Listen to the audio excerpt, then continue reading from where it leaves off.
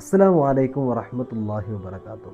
ഏറ്റവും സ്നേഹം നിറഞ്ഞ പ്രിയമുള്ളവരെ, ഇന്ന് നമ്മൾ പറയുന്നത് ഒരു മനുഷ്യനെ നമ്മൾ പരിചയപ്പെടുമ്പോൾ, നമ്മൾ സൗഹൃദം കൊണ്ട് നടക്കുമ്പോൾ, നമ്മൾ ഇഷ്ടപ്പെടുമ്പോൾ ചില കാര്യങ്ങൾ അവൻ്റെ ജീവിതത്തിൽ നമ്മൾ അറിയേണ്ടതുണ്ട്.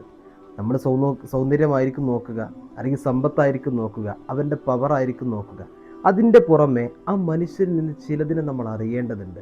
എന്നാലേ നമ്മൾ ആ ഒരു ആഗ്രഹിച്ച ആ ബന്ധമുണ്ടല്ലോ, അത് വളരെ മനോഹരമായിട്ട് നമുക്ക് മുന്നോട്ട് കൊണ്ടുപോകാൻ കഴിയുള്ളൂ.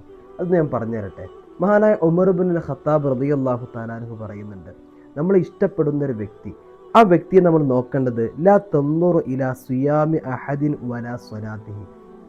ഓൻ നിസ്കരിക്കുന്നുണ്ട്, ഓൻ നോമ്പെടുക്കുന്നുണ്ട്, ഈ നോമ്പിലേക്കും നിസ്കാരത്തിലേക്കും മാത്രം നിങ്ങൾ നോക്കരുത്.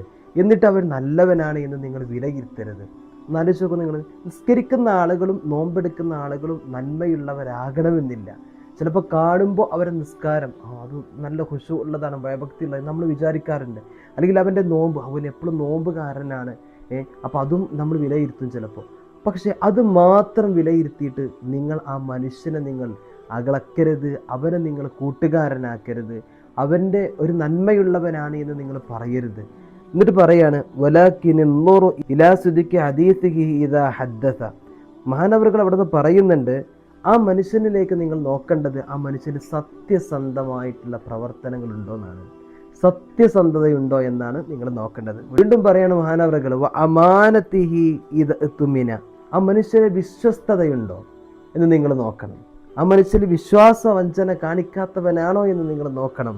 മാത്രമല്ല അവൻ്റെ ഓരോ ഇടപെടലുകളുണ്ടല്ലോ, ആ ഇടപെടലുകളിൽ ഒരു എത്രത്തോളം സൂക്ഷ്മത നമ്മോട് മറ്റുള്ളവരോട് ബന്ധപ്പെട്ടവരോട് പുലർത്തുന്നുണ്ട്. ഈ കാര്യങ്ങളൊക്കെ നമ്മൾ ശ്രദ്ധിച്ചിട്ട് വേണം ഒരു വ്യക്തിയെ നമ്മൾ അവിടുന്ന് പരിചയപ്പെടാൻ, ആ വ്യക്തിയെ നല്ലവനാണ് എന്ന് നമ്മൾ മനസ്സിലാക്കാൻ. നമ്മൾ പറയും ഒരാളെ ഇഷ്ടപ്പെട്ടു, അവൻ നല്ലവനാണ്, അവൻ നിസ്കരിക്കുന്നുണ്ട്, അല്ലെങ്കിൽ അവൻ നോമ്പെടുക്കുന്നുണ്ട്, ഇങ്ങനെ പറയും. അത് മാത്രം നോക്കരുത്. അവൻ്റെ വിശ്വസ്തതയുണ്ടോ, അവൻ്റെ ജീവിതത്തിൽ അവൻ വിശ്വാസവഞ്ചന കാണിക്കുന്നവനാണോ അല്ലയോ, സത്യസന്ധതയുണ്ടോ, ഇതാണ് നോക്കേണ്ടത്. മനസ്സിലാക്കണം. അതുകൊണ്ടാണ് അല്ലാഹു സുബ്ഹാനഹു വ തആല പറയുന്നുണ്ട്, ഞാൻ നോക്കുന്നത് നിന്റെ കൽബിലേക്കാണെന്ന് അല്ലാഹു തആല പറയാനുള്ള പ്രധാനപ്പെട്ട കാരണം അതാണ്.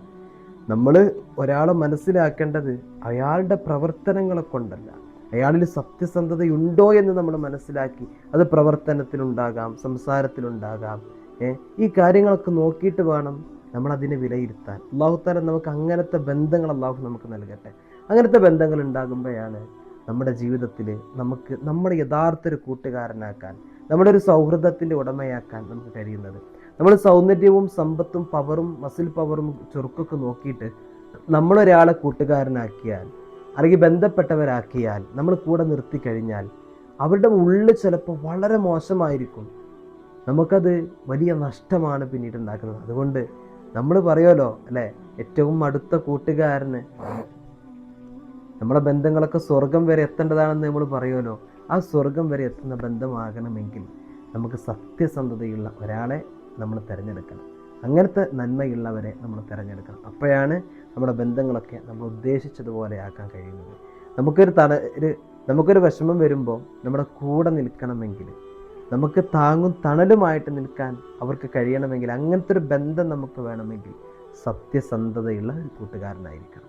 അല്ലാഹു നമുക്ക് അങ്ങനത്തെ ബന്ധങ്ങൾ നൽകട്ടെ. അസ്സലാമു അലൈക്കും വറഹ്മത്തുള്ളാഹി.